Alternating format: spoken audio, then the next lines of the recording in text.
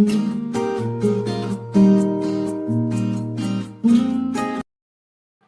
friends, welcome to our channel திருமதி தனகுமார். இன்னைக்கு நம்ம சேனல்ல என்ன ரெசிபி பார்க்க போறோம்னா ஒரு ஈஸியான ஸ்வீட் தான் பண்ண போறோம். என்ன ஸ்வீட்னா கேரட் அல்வா.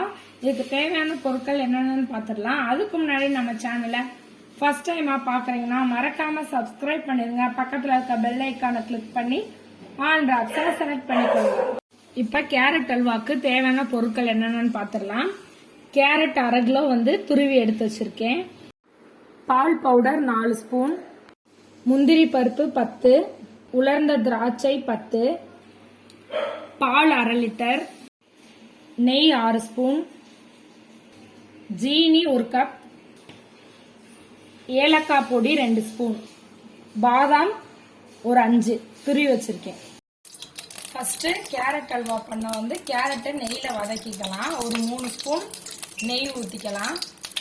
கேரட்டை போட்டுடலாம். நெய் ஊற்றி கேரட்டையும் போட்டாச்சு. நல்லா நெய்யிலே ஒரு 5 நிமிஷம் சிம்மில் வதங்கட்டும். நல்லா கிளறி விட்டுக்கோங்க. கேரட் நல்லா வதங்கிருச்சு. இந்த ஸ்டேஜில் நம்ம காய்ச்சின பாலை ஊற்றிக்கலாம்.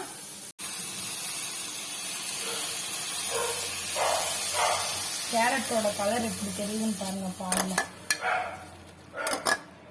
நம்ம கேரட் பால்லே தான் வேக போகுது.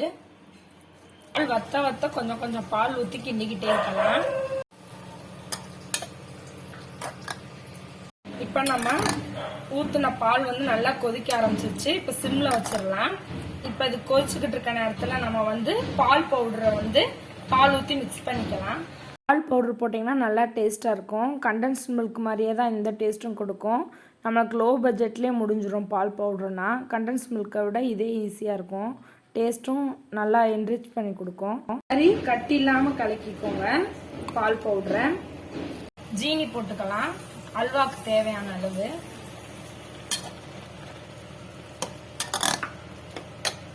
ஜீனி போட்டோன்னு இன்னும் உங்களுக்கு இலகி வரும்.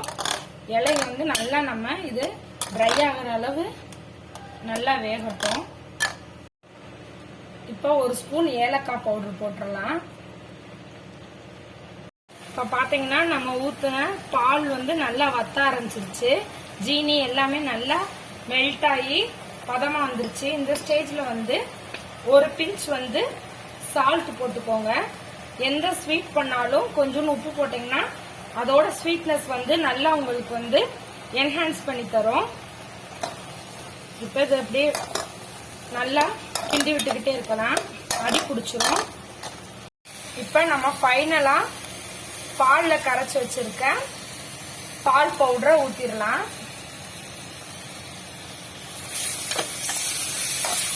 இது இன்னும் கொஞ்சம் நல்லா வத்தணும். இப்போ பார்த்தீங்கன்னா நம்ம கரெக்டான பதத்துக்கு நம்ம கேரட் அல்வா ரெடி ஆயிடுச்சு. இப்போ இறக்குறதுக்கு முன்னாடி கொஞ்சோண்டு ஏலக்காய் தூள் தூவிட்டு கிறிஸ்மஸ் முந்திரி பருப்பை நெய்யில தாளிச்சு கொட்டிடலாம். இப்ப கேரட் அல்வாவுக்கு தாளிச்சு விடுறதுக்கு தேவையான அளவு நெய் ஊற்றிக்கலாம். நல்லா காஞ்சிருச்சு. இப்போ முந்திரி பருப்பு போட்டுக்கலாம். முந்திரி பருப்பு நல்லா செவக்க வறுத்துக்கோங்க. இப்போ திராட்சை போட்டுக்கலாம். நம்ம ரெடியான கேரட் அல்வாவில் கிறிஸ்மஸ் முந்திரி பருப்பை போட்டுடலாம். இப்போ ஃபைனலாக பாதாம் பருப்பு போட்டுக்கலாம். இப்போ நம்ம சுவையான கேரட் அல்வா ரெடி ஆயிடுச்சு. வாங்க சாப்பிடலாம். வீடியோ பிடிச்சிருந்தா லைக் பண்ணுங்க, ஷேர் பண்ணுங்க, கமெண்ட் பண்ணுங்க. மறக்காம நம்ம சேனலை சப்ஸ்கிரைப் பண்ணி பக்கத்தில் இருக்க பெல் ஐக்கானை கிளிக் பண்ணி ஆல் ஆப்ஷனை செலக்ட் பண்ணிக்கோங்க. தேங்க்ஸ் ஃபார் வாட்சிங்.